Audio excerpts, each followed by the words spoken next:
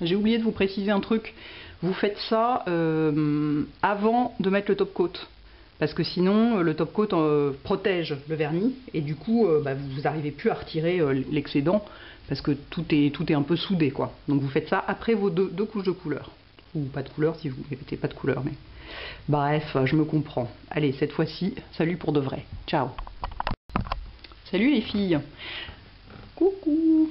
Alors, vu qu'en ce moment je peux pas vous faire de vidéo de maquillage, vu que je suis défigurée et que j'ai pas le droit de me maquiller, je voulais quand même vous montrer un truc vachement pratique que j'ai découvert sur un blog qui s'appelle Lakerize, qui est un blog génial. Je vais vous mettre le lien en bas là, enfin bref, dans les commentaires. Et c'est parce que vous voyez, quand on se fait une manucure, il y a toujours, enfin moi je fais jamais ça proprement, il y a toujours des petits trucs qui débordent un peu sur les côtés, ça fait moche et tout, et les stylos pour les stylos dissolvants, je trouve ça pas super précis. Et en fait, ce qu'elle disait, la fille de Lakerize sur son blog, c'est qu'elle elle faisait ça avec un pinceau synthétique et que c'était vachement plus précis. Et en fait, j'ai un pinceau Coastal Sense qui est génial pour ça. C'est un petit pinceau synthétique, vous voyez, qui est très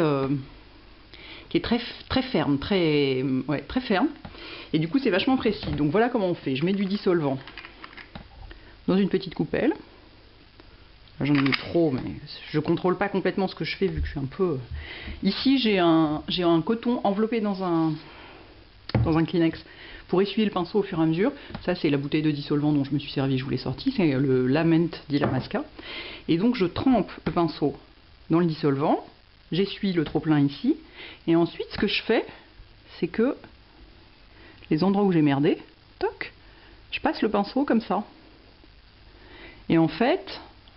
Est-ce que c'est... Faut pas que je me mette trop près, sinon ça accommode pas. Et en fait, ça, c'est pour essuyer au fur et à mesure le pinceau dedans, pour pas avoir des traces de rose, enfin de couleur de vernis, qu'on étale après sur les autres doigts. J'essaie de contrôler ce que je fais un petit peu en même temps. Donc vous voyez, si vous trouvez qu'il y a un bord qui est pas...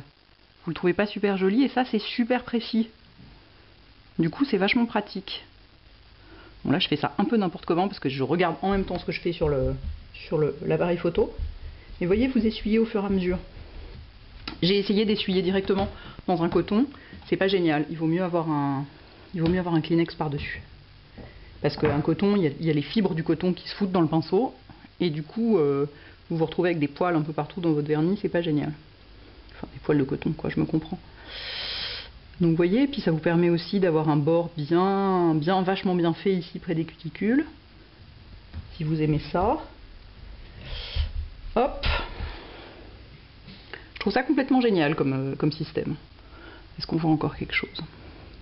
Bon bref, donc je vais pas vous faire toutes les deux mains parce que c'est un petit peu chiant quand même. Et voilà, c'est tout le temps pareil, hein, mais le principe c'est ça. Donc il vous faut un petit pinceau synthétique qui coûte pas bien cher et que vous n'avez pas peur, voilà, vous n'allez pas vous payer un super pinceau MAC pour faire ça.